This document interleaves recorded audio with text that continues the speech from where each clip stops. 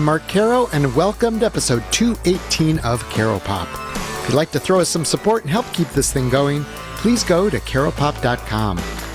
Our guest this week was the bassist for one of the best pop-punk or punk-pop groups to come out of Los Angeles, Ronnie Barnett of the Muffs. For most of the time, they were a trio with Roy McDonald on drums and Kim Shattuck playing guitar and implying her impassioned vocals to her tight, tuneful songs. Shattuck was the bassist for the LA band the Pandoras, and Barnett was a rock journalist in Houston when they met, and their fates intertwined in personal and professional ways. Barnett wound up in Los Angeles, and after Shattuck left the Pandoras, she and fellow ex-Pandora Melanie Vammen launched the Muffs, with Barnett on bass and Criss Crass on drums.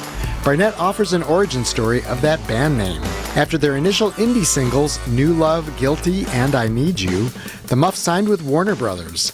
Rob Cavallo co-produced the band's 1993 self-titled debut album, which includes the singles Lucky Guy and Big Mouth. The following year, Cavallo co-produced the blockbuster album Dookie from labelmate punk poppers Green Day. When Cavallo returned to co-produce the Muffs' second album, 1995's Blonder and Blonder, what had changed? For one, the Muffs were down to a three-piece that would remain intact from then on. For two, in 1995, the band's most famous song was released, actually a cover. The Muffs' punked-up version of Kim Wilde's early 80s hit Kids in America played over the opening credits of the 1995 hit movie Clueless, kicked off the soundtrack album, later was featured in the video game Rock Band 2, and continues to be played in sports arenas. Yet the Muffs' Kids in America never even was released as a single. Barnett explains. Barnett also reflects on the three-album Warner Brothers experience, the indie move on 1999's Alert Today, Alive Tomorrow, how the Muffs' approach changed for 2004's Really, Really Happy, and why 10 years passed before the next album, 2014's Whoop-De-Doo. In the meantime, Shattuck became the Pixies bassist for a chunk of 2013 before being fired. What happened there? The Muffs' final studio album, No Holiday, came out October 18th, 2019.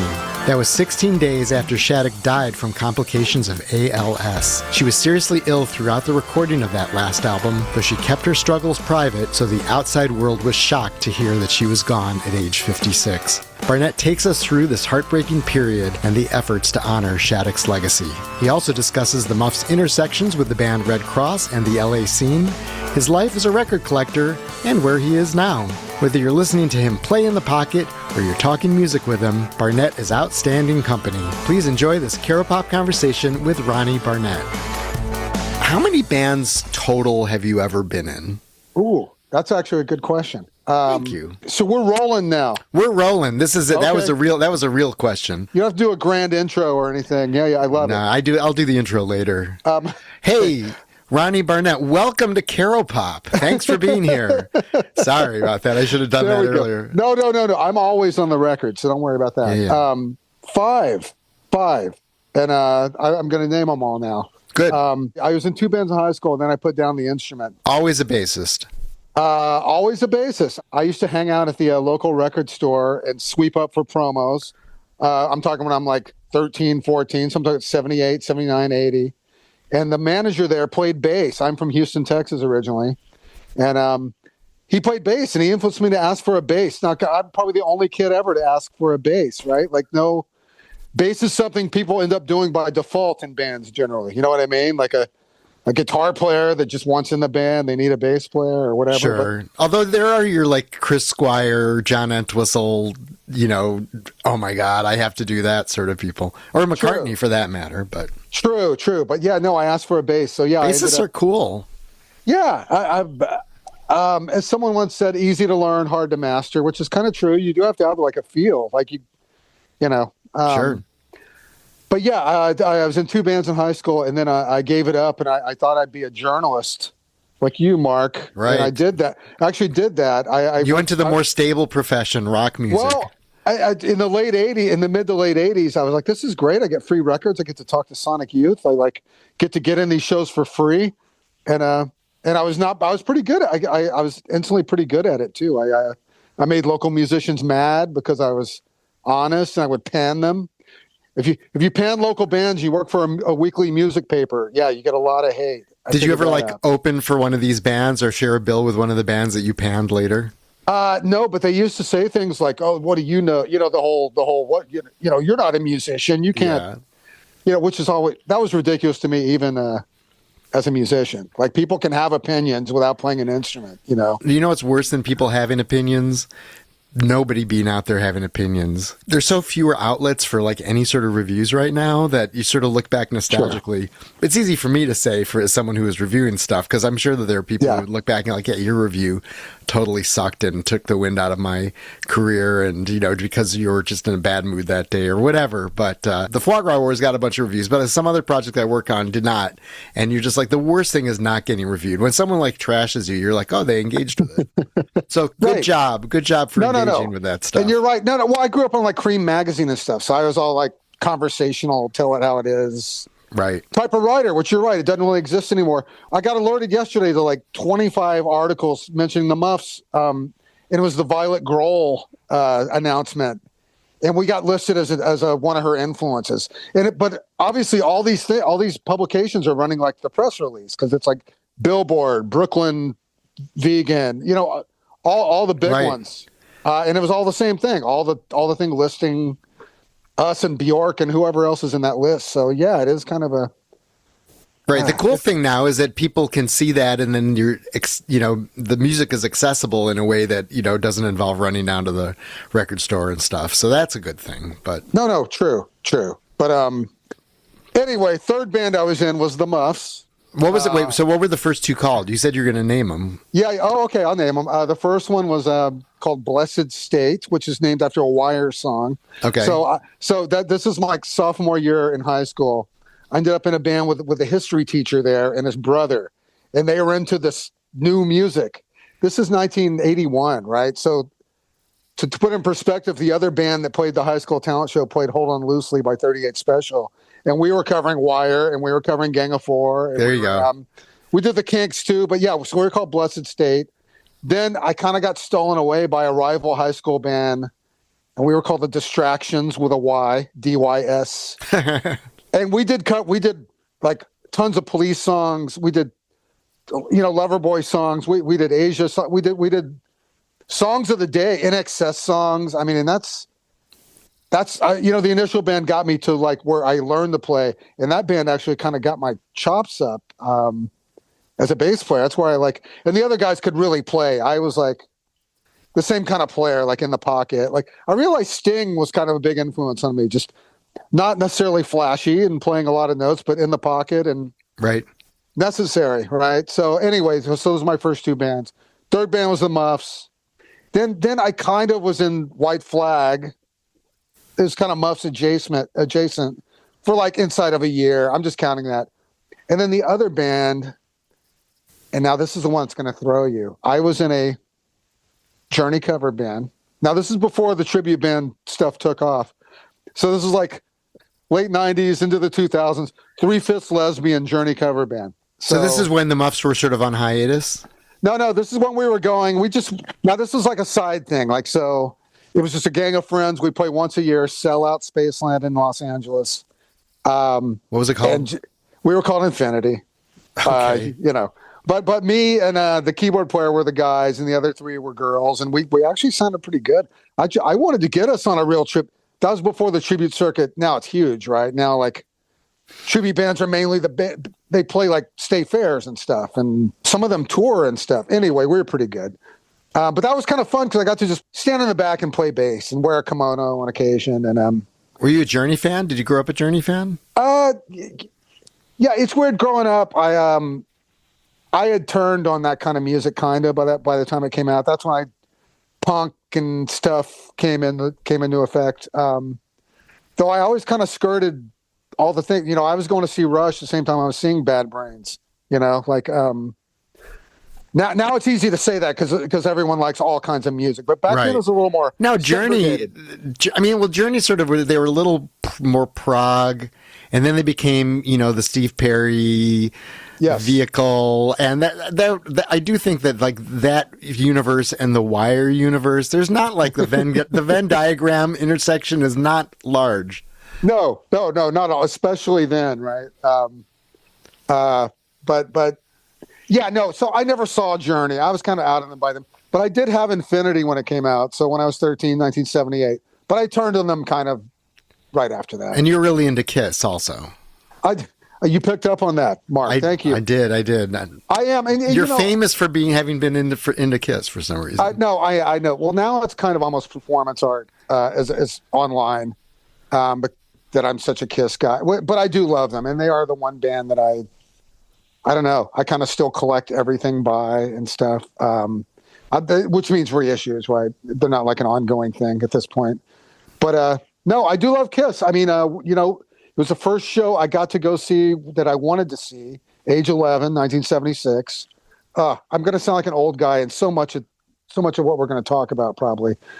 But it's hard. I'm there with you. It's fine. Yeah, it's hard to get across how special that was, Kiss in 1976. Like, there was really nothing like it. Now all large concerts have smoke and the booms and lighting and all that stuff, but bands didn't have that before Kiss. I mean, no, I know. And it was really, it was special, and so it's still special to me.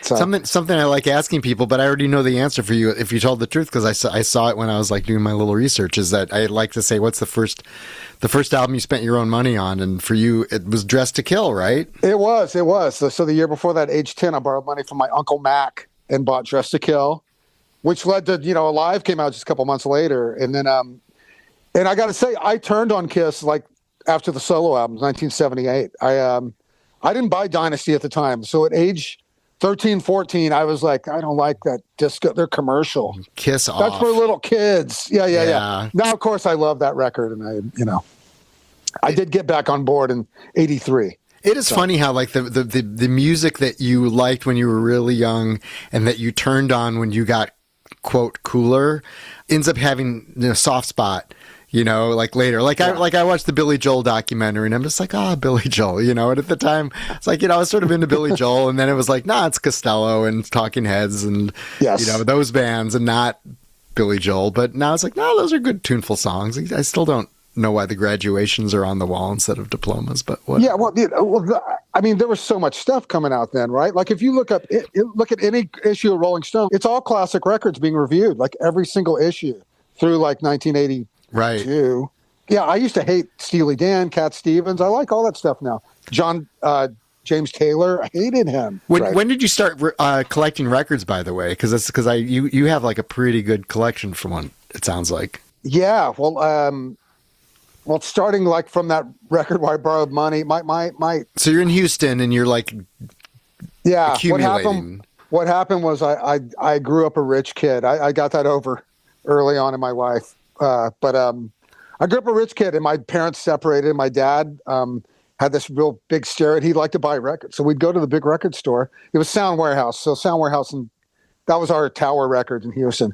And he would just go and just buy. Now he wasn't into rock, but he'd buy like new Johnny Taylor, Kenny Nolan, whatever is new on the racks. And he let me get some too. So I would get a stack of records. So I started accumulating that way. And then, like I say, started helping at the local record store, sweeping up. That led to working I basically worked in record stores my whole life. That goes until today. I work in a record store now. Do you? I do. I saw that you had been working at one in West Los Angeles. Are you still at that? Yes. Yeah. Record Surplus. That was what I read. Yes. Thank you, Mark. You probably know more about me than myself at this point. And I moved to Sacramento a year and a half ago. So I work 2 days a week in a store here. But yeah. So I just started accumulating records and all the stuff that goes with it. I worked in all sorts. I worked in indie stores. I worked at a mall store in the 80s. I'd get to know the reps. Back then, you'll know promos were like, like a faucet. You know what I mean? Like, you knew these people, and they would just like hook you up. They accumulated quick. And when I moved to Los Angeles in 1989, I just brought a few. I left most at home, so I had to kind of start again. Now I did go home. It took me about 8 years to go home and kind of, at that point, I couldn't take all the records home. So I had to basically sell most of them at the local store then. And anyway, the collection has ebbed and flowed. Since my move, I don't have room for them here. So they're in storage. I got a storage space for the first time. No. So wow. So it's kind of weird. I do have a lot of records here, but I don't have, I don't have everything anymore. When you're just like at home listening to music, do you put on vinyl as opposed to a CD or streaming or something? Here's the thing. I'm not one of those vinyl only perverts. All right. I work I see no reason not to work all formats. So yeah, I love CDs still. People that say CDs are over and don't work CDs are really missing out, especially when it comes to like CDs have bonus tracks and box sets. You know what I mean? Like box set is the format for CD, not vinyl, if you ask me. Yeah, well, most of the music that I own from the Muffs era would be on CD. I mean, that was like the, I was reviewing stuff for the Tribune, so I got sent a lot of promo CDs at the time, and that was. CDs are a really good storage unit. Like I don't like I subscribe to like Apple Music and stuff, but I don't trust it. Like the stuff I love is always going to be there. I like owning music, and sometimes in more than one format, and sometimes more than once in that format too. Oh, I totally agree. And it really, and I will get back to music. It really with DVDs, like there are so many movies that aren't streaming or they stream briefly, and like even some, I wanted to watch Risky Business recently. It's not streaming anywhere, or it might be on like Paramount Plus or some channel you don't have. I bought Risky Business recently because we were telling my kid about it, and I'm just like, oh, it's I could buy it for not that much money because I couldn't find it otherwise. Yeah. No, so you need to own DVD. So anyway, I didn't start really streaming until it was last summer when the $300 Bruce Springsteen box came out, and I was like, okay, that's expensive. Wait, I can just listen to this on Spotify right now. In fact, I can listen to it 3 hours because I'm on the West Coast. I can listen to it 3 hours before Friday at midnight, or Thursday night at midnight.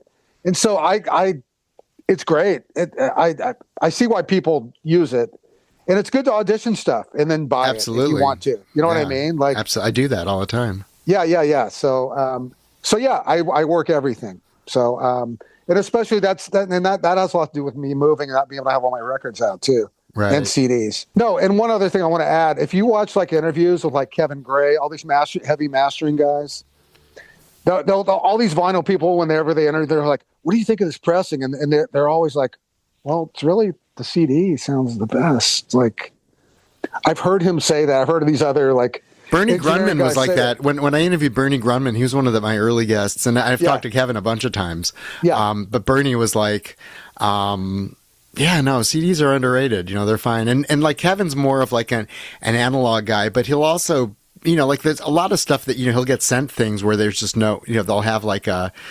DSD and he'll be like, it's like, he'll do the best he can, but sometimes it's fine on CD or whatever. So yeah. Yeah. No, I'm a big fan of his. He mastered a Muffs record. I'm very happy about that. Really? Which one? It was it was the first release of our first album on vinyl. It didn't come out on vinyl in '93, and this label Drastic Plastic. Okay. We want to do an Omnivore, and we found out this label Drastic Plastic bought the vinyl rights. That was my first experience, Mark, with the major label selling something in your catalog without telling you. What? They don't have to tell you. People are always like, how can the band not know? Well, they really don't have to tell us. Warner Brothers is a big enough label. They should be able to just tell you. Yeah, well, it turned out Jurassic Plastic did a great job, and they hired Kevin to do the or whatever the technical term is. Right. And it sounds good. So, but now Omnivore did it because Jurassic Plastic went out of print. So there you go. What prompted you to move from Houston to LA?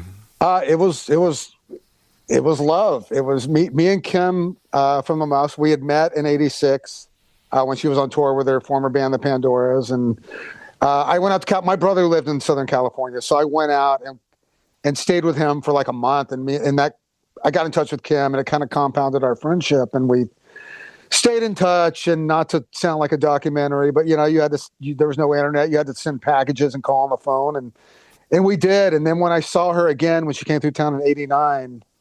Kind of became romantic. I came out to another trip to California, decided I was going to move out. So yeah, I gave up my writing job, gave up my record store job in Houston, and moved to Orange County initially. And that's when Kim was still in that band. So I didn't move out to be in a band. I moved out and didn't know what I was going to do.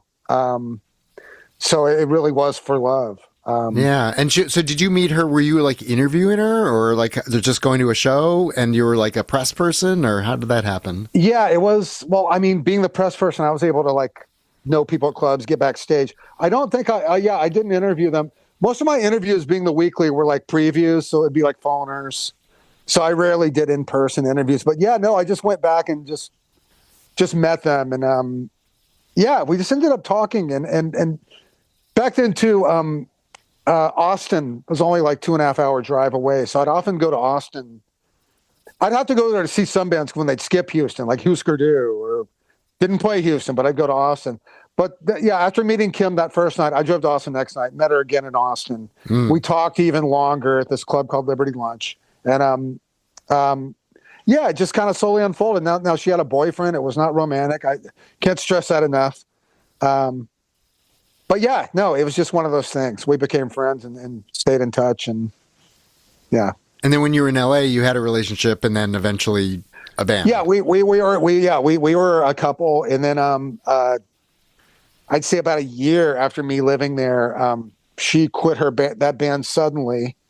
Now in the meantime, during this year, Kim played bass in that band, sang backups.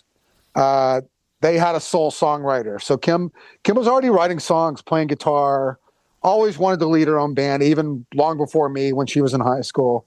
So she had one of those clunky 4-track recording devices, with a cassette. And I remember I played bass on a couple of songs, and because she found out I played bass. And yeah, now the funny thing about this, about a month before she quit that band, there's this band, the Lazy Cowgirls, who you may or may not have heard of.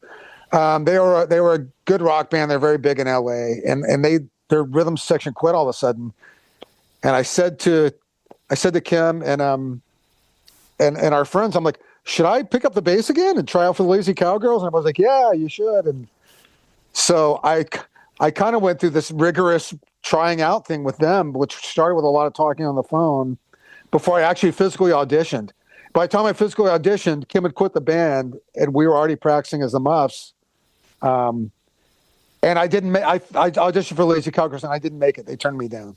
Their loss. Yeah, I know, right? They if they'd taken you, what would you have done? Would you have joined them? No, it would. I don't think it would have worked out in the long run, because I was still living in Orange County. They lived in the Valley, and they were very like, we rehearsed 3 times a week and blah, blah. It was very like joining the army or something. I don't think it ultimately would have worked out, but yeah. The singer told me, we're going to keep looking. We want to get somebody to bounce off the walls, which I became that guy, but I wasn't that way when I auditioned. You know what I mean? Right. Yeah. So anyways, Kim quits that band. Melanie, who was in the Pandoras, who was our best friend at the time, played keyboards in the Pandoras, picked up the guitar, and we found a drummer quick. It's amazing how all this happens sometimes in life, especially then, that we like, when I look back and think of the all these variables, like new instruments for the girls, having songs to learn, finding a drummer, practicing for 3 months, and then playing a show. It happened that quick. Was Kim always planning to switch from bass to guitar in a new band? Yeah, she always, because that band they changed directions a few times, so they were kind of a cool 60s influence band when she joined, and then they turned heavy metal, and she wasn't into it. Right.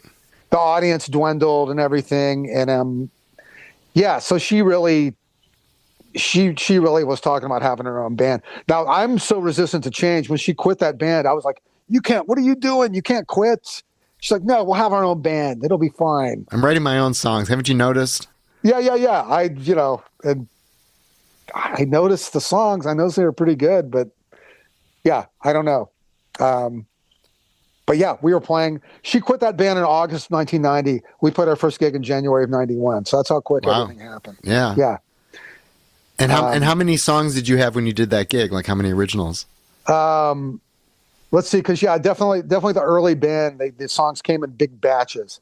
So we I'm sure we played everything we knew. And yeah, we probably played a dozen, probably 12, 13 songs. And you needed a lot of them because the songs are pretty short.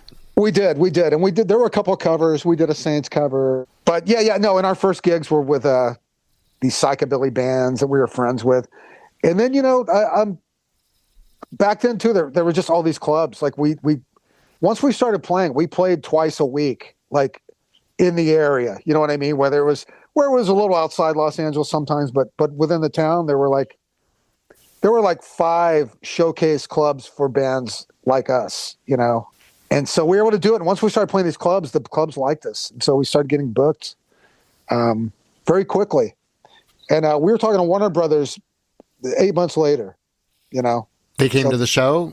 Yeah. What happened, we were on to build a club called the Coconut Teaser with a band called Trash Can School that our A&R guy came to see. He saw us, decided to sign us instead.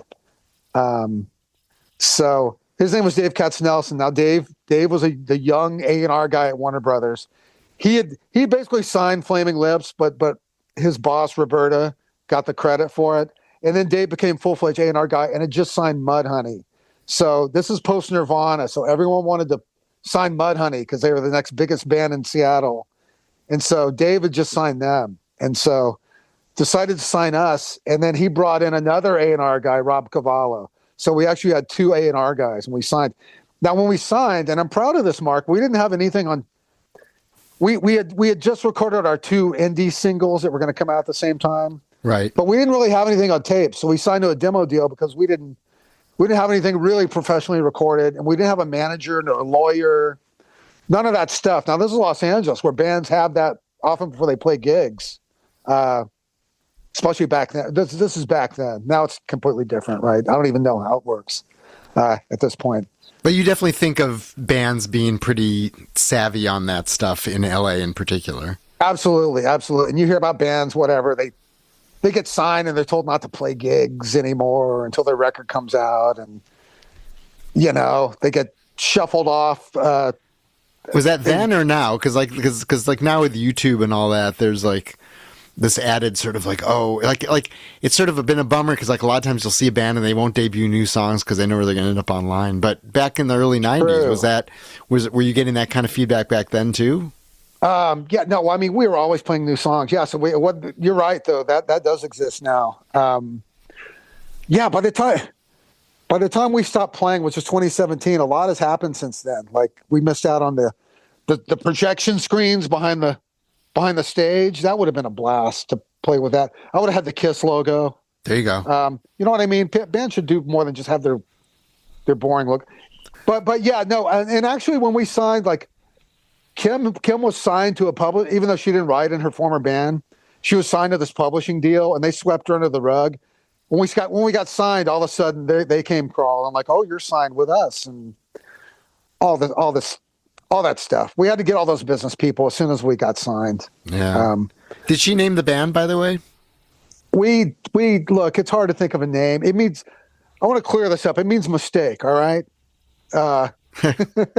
Our band name gets during we muffed it up. Season, yes. During football season, we're in headlines constantly, like punter, Muffs, right. Kick, that is what it means. Obviously it has other meanings. We couldn't think of a name. We when we were doing this practice thing, like I tell you, for 3 months, we were kicking around names the whole time. And we finally just had to pick one. And, I couldn't think of anything better. So there you go. So wait, who thought of the Muffs?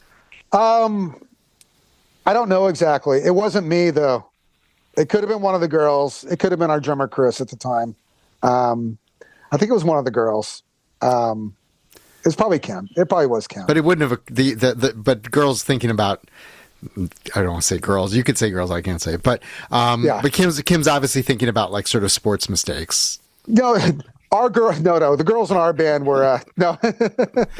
Oh, that muff pumped. You know what? I was watching a Rams game. And there was a muff punt in it, and the St. Louis Rams had a muff punt. Let's name our band after that. We should have had a T-shirt saying it means mistake. Right. Yeah. No. I mean, we're all. There are no politeness. You could have like, ever. you know, like the logo could have been like Charlie Brown in the air after missing the ball. Well, that's why we always had to, and I insisted on this, staying away from anything sexual with a poster or whatever, because people would often like to do that. We get art, some poster art, you know, remember back then, the right. Kozik inspired posters, and you'd get whatever, Muffs written out and what you're thinking, and like, it's like, no, and like, you know, we couldn't have an album title that would be suggestive, and that was part of what I did in the band, was quality control like that. You were the cold water. I was the cold water often, yeah. But you know, that everybody plays their role in most bands like that. So what was the LA scene like at the time? I mean, there were a lot of bands that were kind of coming out of it, it seems. Were you guys all supportive of each other, competitive with each other, all of the above? Yeah, no, there were a lot of, like I said, there were a lot of clubs, so there were a lot of bands, and there were bands that were knocking around before us. So there were some bands that were jealous, I'm sure. We always got along with anybody we were in contact with. There's only one time coming up where this guy's like, "How'd you get signed?" You know, I don't understand. I was like, "I don't know." He's like, "I don't know either." He turned around and walked away. Was he a musician? He was a musician. Yeah, he was in a band that was on Flipside Records, like a Flipside guy. But nothing I would have heard of. No, he went on to be. He wasn't like in Red Hot Chili Peppers or something, you know. No. They were a band that had a couple on records on Flipside Records. And then he got into management. So without naming him, he ended up dealing with the big business. So whatever. I'm not mad at him. But we had our group of bands that we got along with.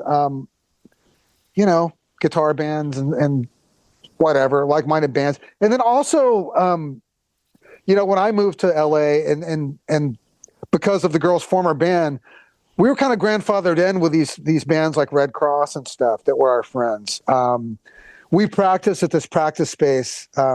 This guy, Dave Nasworthy, who had a band called the Chemical People, he let bands practice there that he liked for free. So it was us, L7, oh, that's great. Red Cross, All, so we were kind of in the scene sort of instantly and kind of taken under our wing. So during this time, our initial time, we're playing with Red Cross. We're playing with Celebrity Skin. We're playing with these kind of cool LA bands at the time. Did you identify as more punk or pop or already kind of a cross between them? Well, we were kind of, because that was the post-grunge era, right? We were influenced by that stuff too. I mean, I never thought of us as like punk, even though we had a really aggressive live act at that time. And I don't think our band we were able to play like even till the end of our career. We were able to play like a punk festival or a power pop festival or a garage festival. You know, I always used to think we could open for anybody. And we could, not that we'd go over that great, but we could, you know what I mean? Right.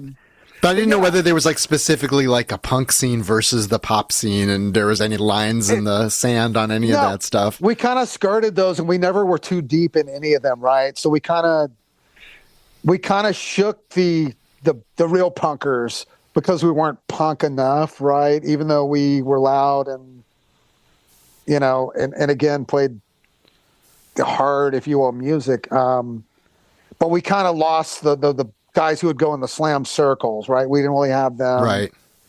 And then, same thing. The power pop purists probably don't like us because there's screaming involved and loud guitars But but Green Day existed at the same time, and that's they kind of came out of that. I mean, the first time I heard Green Day, I'm like, oh, they've been listening to the Buzzcocks, and the Buzzcocks are like, to me, like this great band that like the first time you hear them, maybe you're like, oh, this sounds like punk. We're like, no, this is really poppy. Everything's totally hooky. No, absolutely. And look, we appealed to all these people in those bands, like Green Day, for instance. I mean, you probably know Green Day signed to Warner Brothers after us. Same producer, A&R guy. They took our management, our booking agent, our accountant. Oh, they took them. Well, when I say took them, we had them all before them. Right. They were already a band, they were already doing well independently. But when they signed to Warner Brothers, our first record is the first record that Rob Cavallo and Dave produced, and then Dookie was the second, right? But once Dookie came out, all these people. Now look, I love all these people we worked with, but Rob before us was a heavy metal guy. Rob had signed Black Sabbath. Black Sabbath was reunited with Dio, so he had signed them. He signed the Metal Blade label. He had signed a band called Sister Whiskey before us. Okay? Sister Whiskey. Sister Whiskey. That seems like something you'd make up for a movie. I mean, it was one of those bands. They were like in Almost Famous, opening for Stillwater or something. because it was right that cusp where like the industry was figuring out like, oh, Nirvana has laid waste to all these bands. Right? Yeah. No offense to Sister Whiskey, but no offense to Sister Whiskey. It's an okay record. But they are called Sister Whiskey. No, in our management, they had managed Testament, the metal band, before us. And then Dookie came out, and all these guys invented punk rock all of a sudden. You know what I mean? For better or worse, it worked in our favor. I mean, Green Day they were our friends, and it did help us with our next record, kind of, or it did definitely. But that's just the. I mean, you made 3 albums for Warner Brothers. We did. The Muffs, Blonder and Blonder, and Happy Birthday to Me. And I think Kim produced the last of those, and Rob produced or co-produced the first 2. I mean, in general, people talk about their major label experiences. Were you making the records you wanted to make when you were on that label? Yes, for better or worse, we did. Because we didn't working with those guys. They were our friends. I mean, you could tell listening to them, like, even though they cost $150,000 and the last one cost $200,000, believe it or not. We made, they're not, we didn't use trendy producers or, you know what I mean? There's not trendy production or anything like, so they might not have gotten too much radio play or whatever, but, they've kind of, I think that's why they've kind of still sound somewhat. Besides, there's some stuff on the first album that sounds dated, but the other 2 sound kind of timeless. We never had any of those bad experiences you hear about. We were never, we don't hear hits or work with Andy Wallace or you need a remix by some name guy who's going to add another $200,000 to your budget. Exactly. Like none of that stuff happened. So and again, when we made Blonder, I mean, so that's Rob coming off Dookie. Producing, that's why we switched to Reprise too at that point. First record's Warner Brothers. We switched to Reprise so we could work with all the Green Day people. That means the radio people and all the stuff that broke Dookie. We worked with on Blonder and but yeah, we got no horror stories and look, our records have never gone out of print, which is amazing. Like all the bands of our time on that label, and I'm talking like Babes in Toyland and L7, a lot of those records have gone out of print. Maybe some are back now or they come back sometimes, but kind of proud of that. We never sold 1 million records, but we've always had this, it's almost like we were kind of an indie band on a major label at that point. Right. I think that's why we're able to kind of survive that. A lot of bands, like, you drop from a major label and it's the kiss of death, right? Or like, even if you have a hit, like a band like Sponge or something, I know they're around now and they play the cruises, but like, they had a big hit and they're dropped and that's it, right? They didn't make indie records, or if they did, no one heard about it. So, how much did you all get swept up in that sense of, we're on a major label, we're making the second record with and Dookie's a big smash and it's like paved the way. I think this song's going to be a hit, or I think this song's going to be a hit. Like, did it kind of raise your hopes and expectations that, oh, this is it, the big commercial break? Yeah. I mean, you always, you would always hope, I'm talking about myself back then. Yeah. I mean, you would always hope that, I always thought if people heard us, that they would like us, that we were, infectious and they'd like us. I learned whenever we opened a huge show that it wasn't necessarily the case, but yeah, no, you always have high hopes and we did have good opportunities, right? We during those major label years, we got a lot of songs and TV shows and movies and got in Rolling Stone and all that stuff. Like, back when you get paid for having songs and stuff, what would happen often is they would call Warner Brothers, send us a bunch of CDs, and we'd get picked, right? I mean, that goes for like movies or being on the Drew Carey HBO special. That's how that happened. I mean, and then I guess I got to mention Clueless. We were on the road, and that happened. The director, Amy Heckerling's daughter, was a Muffs fan. And so we got the call from Amy while we were on the road saying, we'd like to have you in this, do a song for this movie. Of course, at that time, you don't know it's going to define a generation, and we got a choice, Mark, of doing Kids in America or All by Myself by Eric Carmen. Wow. So would you have done was it to do like sort of a power ballad version of All by Myself, or would you have punked it up? Yeah, no, I mean, it wasn't even really much discussion. It's like, okay, we're doing Kids in America. Yeah. Jewel ended up doing All by Myself, and this is just before her first album came out, and then she didn't even make the soundtrack, and that song's barely in the film. So obviously we recorded it. We didn't know it was going to be like the intro of the movie and the first song of the soundtrack. And 94 was our year that we lost a member, got another drummer, and before we made Blonder, all that stuff. Right. And you were you were a trio by that point. We became a trio. Yeah. We made the record as a 3-piece. We thought we'd get a fourth member, and we got an offer to play with Green Day at the Palladium in Hollywood, and we're like, well, we can't turn this down. Played as a 3-piece. We're like, oh, this is actually pretty good. And we actually make more money at the end of the night. Not that it's all money inspired, but that's how that happened. And you're like, it works for Green Day. There are only 3 of them, and they're split into 3 ways. No. We learned pretty quick, and we have a live record coming out for Record Store Day from '95. And oh, cool. Yeah, and it's obviously archival, but it's interesting to hear us as an early 3-piece on that, because we remained that same 3-piece lineup the rest of our career. The following 20-something years. So little did you know. No, little did I know the band would go on so long and all that. So Kids in America. Yeah, it opens the movie. It's the first song on the soundtrack album. That soundtrack album was pretty popular. Like I was into the band Supergrass, and I thought, oh, I've discovered this British band that nobody knows about. And then All Right was in Clueless. I'm like, okay, now people know about Supergrass. Yeah. No, and it's like I said, I can always brag because being the flagship song of that. And no, the movie went gold and everything, and it should have been a single. And it wasn't a single. No, record company politics got in the way because the soundtracks on Capitol were on Reprise, and they couldn't.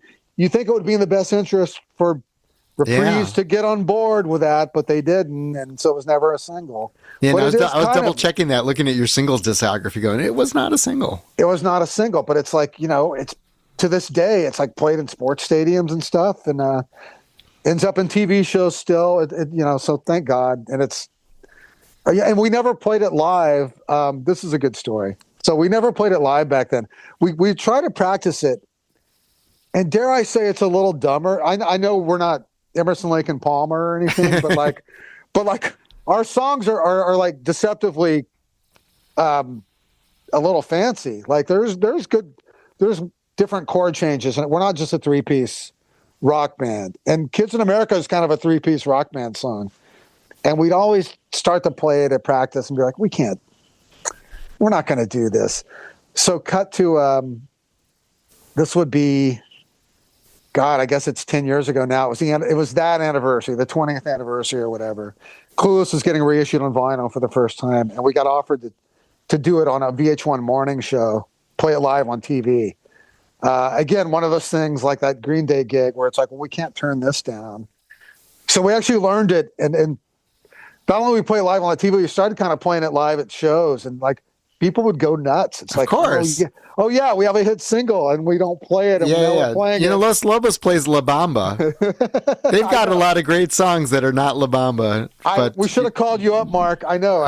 No, well, they're in L.A. You know, it's like No. And people are like posting it on Instagram. So funny. That Clueless band's playing, Kids in America. So the fact that gets played in, stadiums and whatever else, does that affect you? Like, do you guys like was that sort of like you have all your albums, then you have Kids in America? Is there like this sort of this alternate? I mean, you didn't write it, so you don't get publishing, but just the fact that it was played so much, does that like help your lifestyles?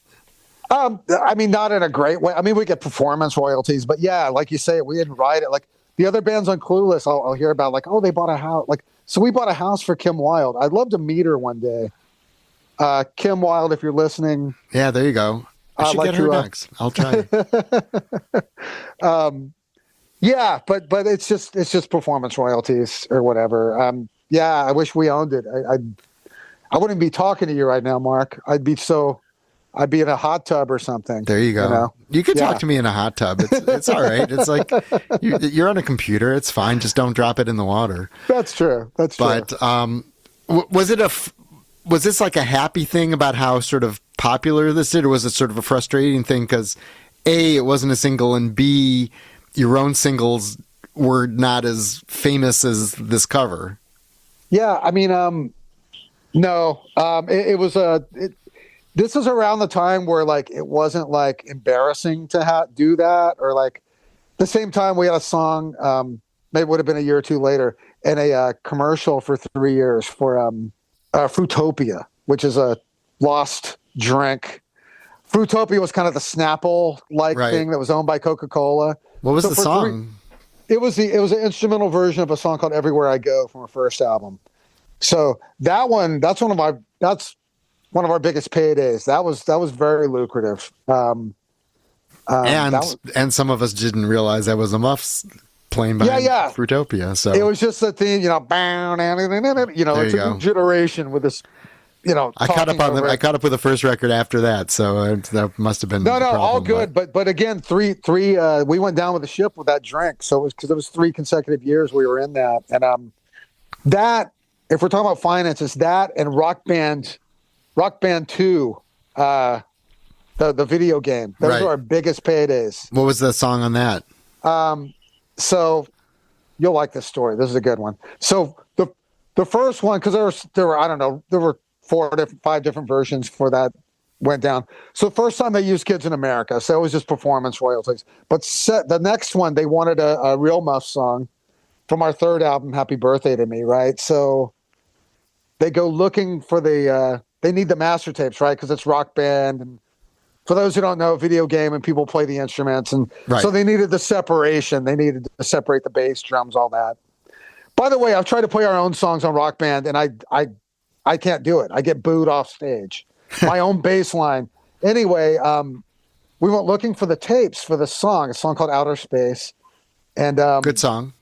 And we go. Thank you. And we go to Warner Brothers, and they don't have the tapes, and they see they were last checked out for a remix to remix for a movie in '97. The last studio to have them was a studio owned by Chick Corea called Mad Hatter. I love this too. They went to Chick Corea, who let go of the studio long before that. Hey, do you know what these Muffs? I had no idea what they were talking about. That's so funny. They asked Chick Corea for the Muffs master. Yeah. Anyway, they're still missing to this day. Whoever has them, whoever has them did us a favor though, because we re-recorded the song. So instead of paying back Warner Brothers, which is where that money would have went, we got to earn all the money because we recorded it. So we got a great chunk of money right up front for that. Oh, that's the trend. Like people like Jeff Lynne, who you'd think has enough, re-recording all this stuff because he wants his version of Mr. Blue Sky used in the next 20,000 trailers and ads instead of that. Absolutely. Like you say, a lot of bands have that. Squeeze did it. Cracker did it. Camp Beethoven. Yeah. So inadvertently, we got to do it, and so that was a very nice payday. So Rock Band, thank you, and whoever has the tapes. This is a tapes missing success story. Yeah, So, if you have the Muffs tapes, come on, man, let's bring them back. Give them to me now. It's all it's all over now. They probably were in a dumpster. They probably got thrown away when that studio went down. That's my guess, or got taped over. Who knows? Huh? Yeah, that's weird. Steve, your 3 albums for Warner's. I mean, it seems like, as a band, you guys are getting tighter, you're playing more and all of this stuff. When you sort of moved on from that, I don't know, what kind of experience was that?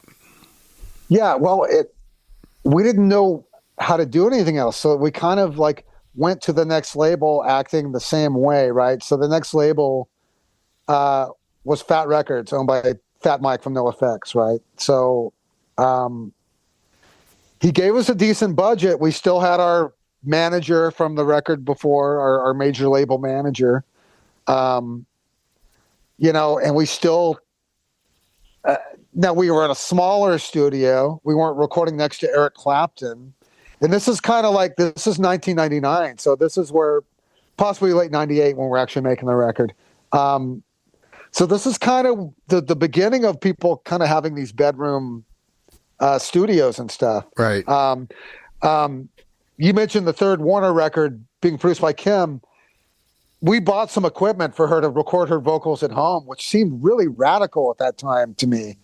Like, wow, you're going to record your vocals at home? And she's like, yeah, I'll do it myself. And so leading into that, we still made the record kind of the same. We turned it into this punk label who, Fat Mike, when we turned on that record, he's like, oh, it's not a fast record. I thought you'd make we never heard a record in terms like that before. A fast record. I'm like, have you heard other records? It's like, yeah, I know what I was expecting. But so it ended up coming out on this kind of poppy subsidiary of Fat called Honest Dons. And, we was that because it wasn't punk enough to be, on the original? Yeah, thing? we weren't like, all those punk pop bands of that time. The ones with the double time drums and like Good Riddance and right. Whatever. I don't know. No offense to any of those bands, but we weren't like that. So, yeah, that's why. And so we still booked a tour. We still had a tour. We still had the same tour booking agent. God, I haven't used these terms in so long. The album's Alert Today, Alive Tomorrow, you people at home, if you want to. Yes, it is. Yeah. Check it out. It's our one record that's out of print, oddly enough. But we still went on a nationwide tour. We still went to Japan. We still kind of did the same things that we always did. But though, I don't know, it didn't seem radically different, to be honest. But that kind of changed over the ensuing 5 years it took for our next record to come out, right? That's when we kind of put the brakes on a while. I mean, we were on that treadmill for almost 10 years at that point, right? On a smaller scale of the write, record, tour, treadmill. And we took a little more time with the next record, and that record being Really, Really Happy. Right. And that record, our friends Anna Warnker from That Dog and Charlotte Caffey from the Go-Go's had started their own label called 5'2". And and Kim had, like, I don't know, we started, we definitely took a breather there, even though we still continue to play every now and then in LA. So you hadn't split for 5 years or something. You just you just sort of slowed down. You still did some stuff, but you weren't like rushing to record another record at that point. And that's the thing. If you look at like our Wikipedia and you see the record coming out 5 years later, the next one coming out 10 years later than that, looks like we weren't doing anything, but we were still flying to the East Coast and doing New York and Hoboken. We were still playing around LA. We were still kind of doing stuff, just more relaxed pace or whatever. So that and 04 is the last time we kind of did a nationwide tour in a van. After that is when we started to kind of, we did kind of take a almost 4 year break after that record. you had this Red Cross connection where you had Roy McDonald, who's not one of the McDonald brothers, right? But played with Red Cross. And then you have Charlotte Caffey and Anna Warwicker, who are married to the other two McDonald brothers, right? And then they had their own label, 5'2" Records. So yes. Yeah. No. It's all, like I say, from the beginning, that's almost like a brother band to us, Red Cross. So yeah. No, you're right. Their wives, and look, it's a disservice. Obviously they're very accomplished on their own. I mean, Charlotte Caffey has done very well. Anna Warwicker has done very well. Yes. So yeah, they're both geniuses. Yeah, in their own right. And yeah. And in that time, during that break, Kim is trying to write for commercials. She's trying to produce bands. We needed a break. At that point, actually, there's another band. I was in this band, Visqueen, from Seattle for about 2 years. Visqueen? Visqueen. Yeah, it's like a tarp. Visqueen, and I they're from Seattle, and Kim Warnick from the Fastbacks started out as her bass player. She quit, and I ended up taking up the slack for her. We were really good, actually. Huh. And in the meantime, Red Cross reforms with Roy. I mean, I'm getting little into that 4 years off, but Red Cross reforms with Roy on drums. They make a record. And then what happened is we got a call we never really broke up. We stayed friends. We're still talking. And then we got a call we got offered a Spanish tour in Spain. So we reformed to do that in like 08, something like that, 08, 09. And that led to us making on our own Whoop-De-Doo, which would be our next record. Now, in that time, too, Kim joins the Pixies. Right. I remember we had a band meeting, and we'd finished Whoop-De-Doo, and we're deciding what to do with it, and it's looking like it's going to end up on Burger Records, which was a tip label at that point. I know it ended strangely for them. But yeah, we have this meeting about the record, and like Kim starts off, she's like, okay, so I'm in the Pixies, and what's going to happen? I'm like, wait, what? You're in the Pixies? She's like, yeah, I'm in the Pixies. So like she had told Roy, and she's like, yeah, I didn't tell you because you got a big mouth, Ronnie. I knew you'd tell people. And she was probably right. So this is after you've recorded the album and before you've released the album that she's like, exactly. Oh, by the way, I'm actually in the Pixies? Yeah. So the album ended up coming out in 2014. But yeah, we had it finished, ready to go. I want to say her Pixies year was 2013. She was in the band for like a year. They didn't announce she was in the band, so for a while. And then she was in the band like 6 months before they kicked her out or whatever. So yeah, she did that bit of touring. They kicked her out, and then we had our record ready to go. So all this kind of worked in our favor. We got a good bit of press when that record came out because the Pixies thing, first record in 10 years. You go away for a while. Wow. So you recorded the album, and then she had her year of the Pixies, and then you put out the album? Yes, exactly. That's kind of savvy of you guys. You didn't even realize it. Well, because we were trying to decide, like, do we put this out while she's in the Pixies, or right? Do we wait till she can actually, do something? Because they're her songs. No, because they're her songs. She still cared about our band. Muffs was still kind of a number one priority for her. And when she started touring the Pixies, they were just like, we're just going to do these 3 months. And then while she was in the band, they gave her an itinerary for the whole next year. And she's thinking like, I don't know how I'm going to do this. It was, even though they were touring on a different level than us, they're flying first class, staying in like 5-star hotels. It was still harder on her because she didn't have a real friend in the band. It wasn't like friendly touring. Like she once sent a video and it was just them being silent in the van going to the airport. And I was just like, wow, it's never that way in our van. Like, it's just like. Well, and wasn't it like, wasn't supposedly the conflict that she like stage dove at a LA show and they're like, oh, the Pixies don't do that. That's what gets that's the tagline. She did that like her first week being in the band. They started in LA and like, yeah, they didn't like her doing that. And the manager. But they played a bunch after that. They did all that touring. Yeah. After that. And they told her not to do it anymore. The famous line, the English manager is like, Pixies don't do that. Like, right. Meanwhile, you hired this girl. I think they thought she was going to just be the girl that played bass in the band. We need another Kim. Not be Kim Shattuck in the Pixies. You know what I mean? Like, and she didn't know any other way to be. Like, she's going to be herself no matter what. So it's funny. You can watch her on TV. Like, there's one song where she had to play these like bass pedals. You can see her grimacing about it as she's doing it. Anyway, and I just like to say too, a lot of people blame Charles, Black Francis, for her getting kicked out. It was not his call. It was the other ones. So I'll just leave it at that. But it was the other guys that had a problem with her. Was it like a cultural clash, or was it a personality thing, or actual musical thing, or just? I don't think it was musical. I think it was both personality and cultural, like you say. They don't sound like fun to tour with, though. No, and then look, Charles he was great. Like, she was his pick to be in the band, and they did some solo shows together before they announced she was in the band. And there's clips online. It's cool. They do a great version of Winter Long by Neil Young, with the harmonies and stuff.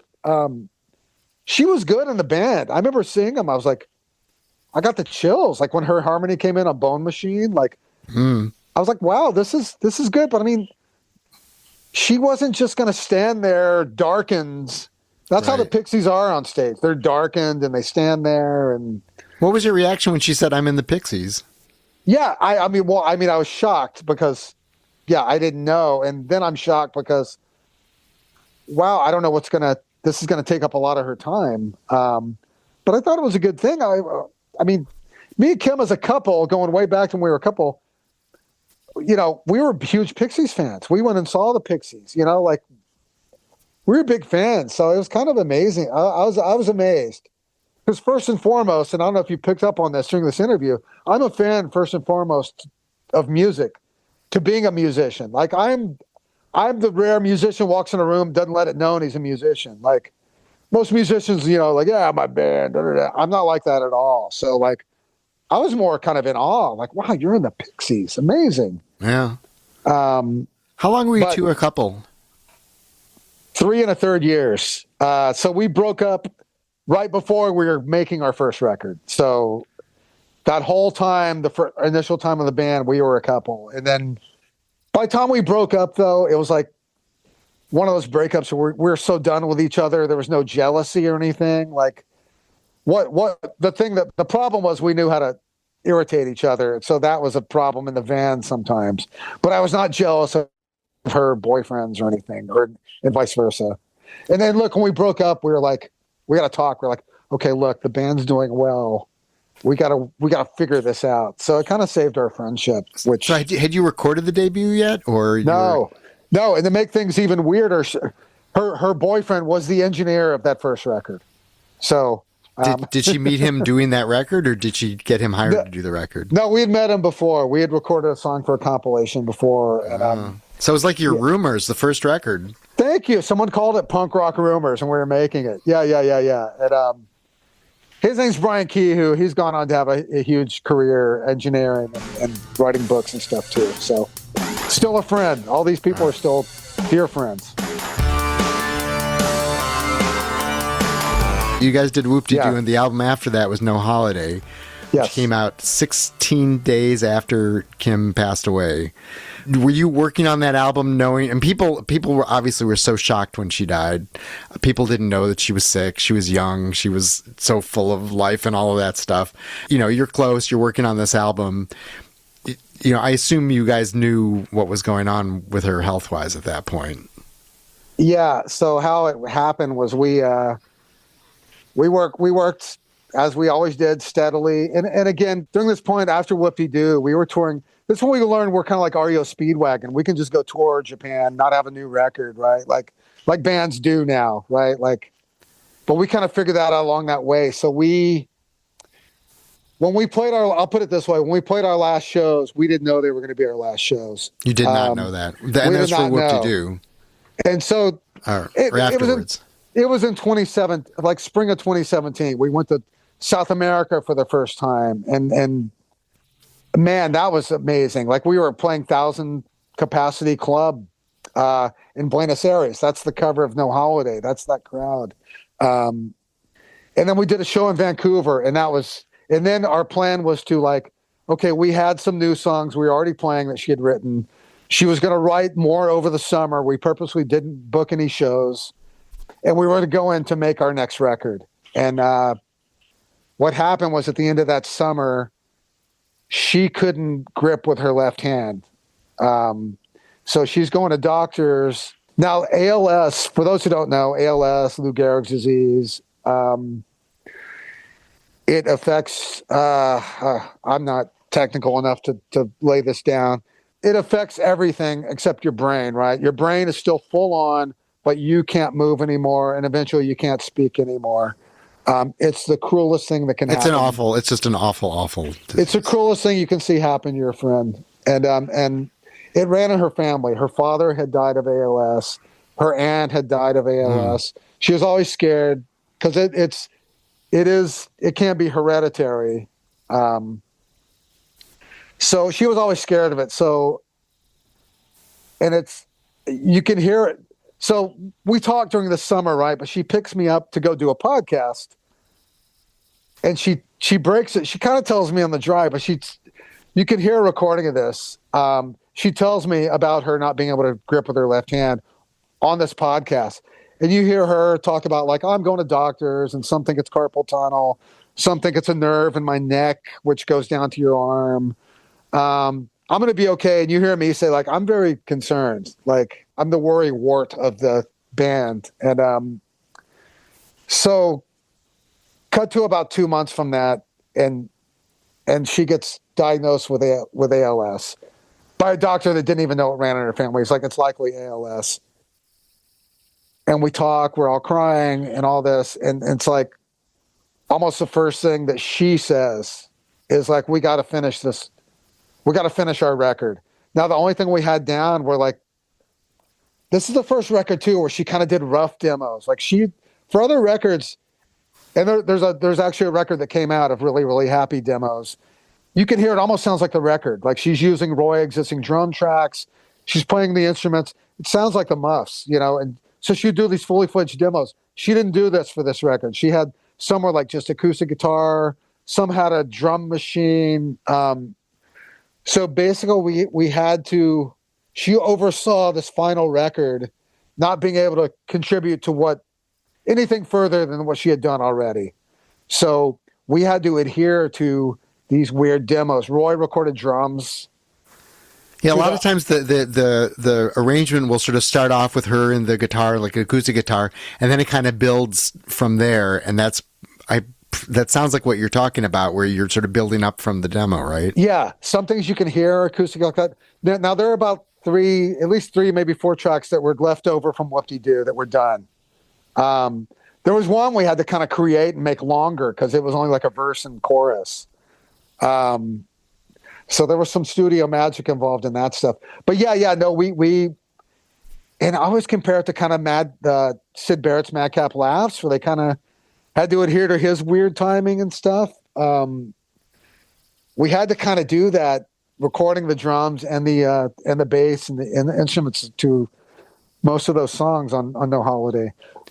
So I call it our miracle record because now she oversaw it. Like so having ALS and not being able to communicate, she had a machine kind of like an iPad that could read her eyeball. She could construct sentences. So she wasn't even talking at that point. No, she was in the other room. We were recording with our friend Karen doing the engineering. She couldn't talk, but she could tell us things. She could communicate with us things, saying like, do it again, or I like that, or, your girlfriend has a hairy pussy. Like, she would say things to be funny. She still had her sense of humor. Wow. I mean, I'm going to try not to cry talking about this. She never lost that. She could still smile. Finishing that record was her producing that record, was all done, without her talking or being able to do anything. And we finished it. And like you said, it was a surprise when she passed away because she didn't go public. So she was sick for the better part of 2 years. I think just under 2 years from top to bottom. she didn't go. She chose not to go public about it. So she was still. People might see postings still of old things, or like her. She could still post things that didn't involve her. You know what I mean? Yeah. And that was her choice. She didn't want sympathy. She didn't want that. And so we were putting out, this record was done and it was coming out. And we were like, we're trying to think of this, the press angle on it was because we were like, well, it's obviously a different sounding record or different record for us. And so we kind of had this thing like, well, we fell in love with the demos and chose to approach this one differently. And that was kind of our press angle. Now she wasn't going to be able to do interviews, right? And this is all starting because, like you say, the timing, she saw copies, like finished copies, like you know what I mean? So it was done. It was like, okay, what are we going to do? Okay, Kim can do like interviews where she's responding, like when they send you questions type thing. She couldn't obviously do something like we're doing. So it's like, okay, me and Roy can do them. And we're kind of working all this out when sadly she left us. And we'll never know how the record would have got, what would the reception have been like? Because, you know, we knew eventually it would be known as our tombstone of the band. Right. Yeah.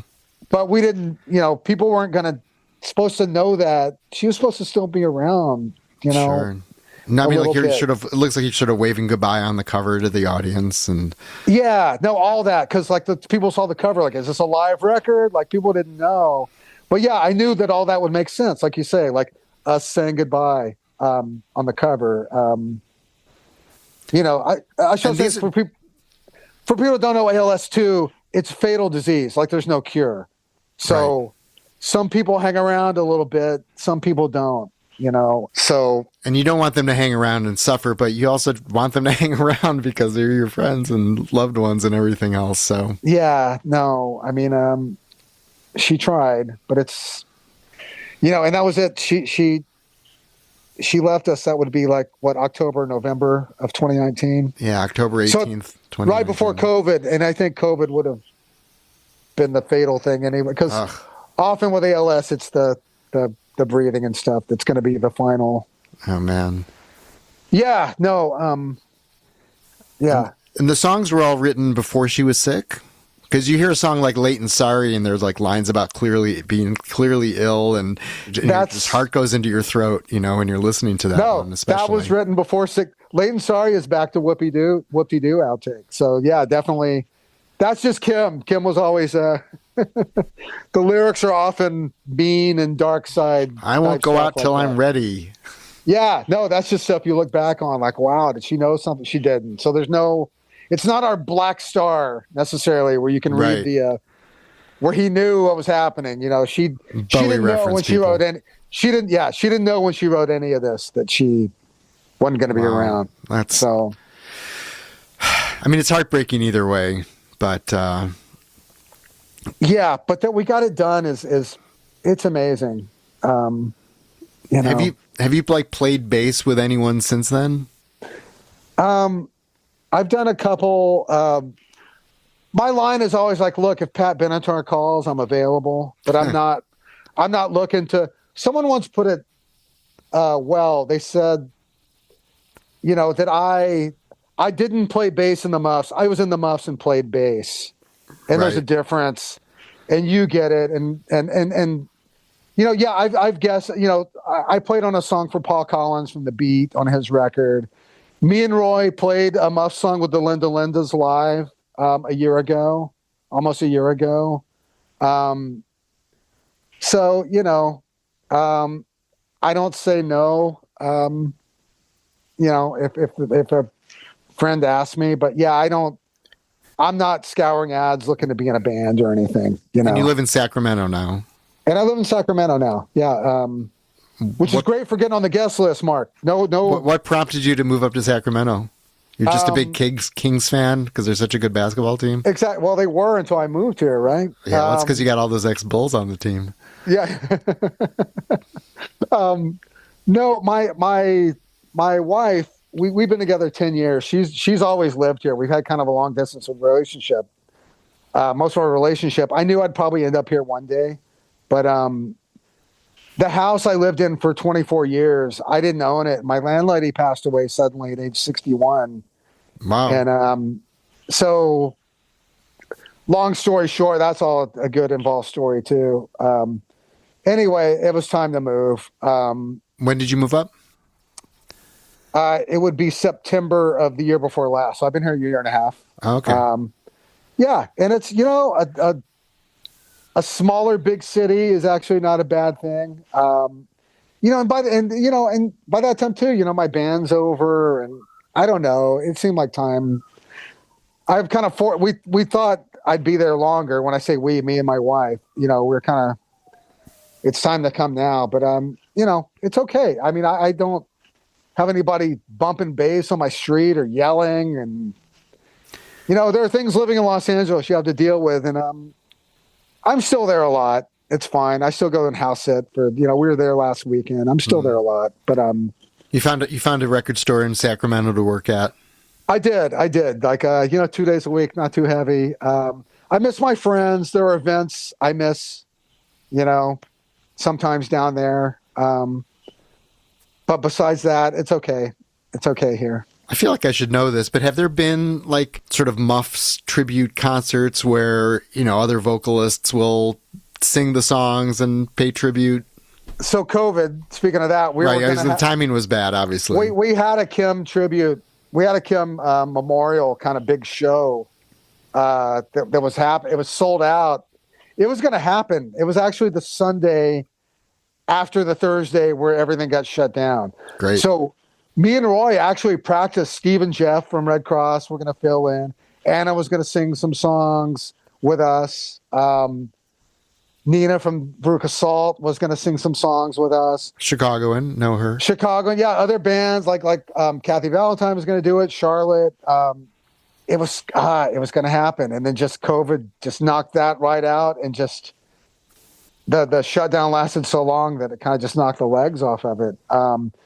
Now there are times I got a message one day from Nico Case saying like we should do a Muffs tribute with me singing everything, you and Roy playing. Wow. I was like, we should, Nico, let's do it. We can even do New York too. I started thinking like we could go to Europe with this act. It'd be great. So it's funny you say that, because Roy brought up we should do, if not a tribute gig, we could do a tribute album like that. To answer your question, there has not been. Is this Nico thing like a recent suggestion? Is that something that might happen? This was a couple of years. This is, I don't know. So it hasn't. It's one of those things. But... people get excited about, and I'm not saying this about Nico. You get excited about something, and then it kind of falls by the wayside. You get busy with other stuff. You kind of got to jump on stuff sometimes. I bet if you tried reorganizing that Kim concert you were going to do during the pandemic, it would still happen. You know? They do like a Wild Honey sort of thing. I mean, they just did Warren Zevon. So right, no. And the Wild Honey, that's another family for us. They embraced us a long time ago. That was fun for the Muffs to play songs out of our element with string sections and stuff. Nice.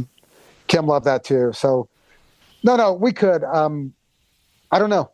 It could happen. Do you sort of sit around and make music at home, or like strum a guitar, or pull out a kazoo or piano or something? I've never been that kind of musician. I still have my bass. But like these things I mentioned, like playing the song with the Linda Lindas, I picked up the bass the day before. Right. And played, you know what I mean? And then it's hard to just sort of sit around and play bass in the way you would strum a guitar, I guess. Kind of. Yeah. I'm just not. Yeah. I'd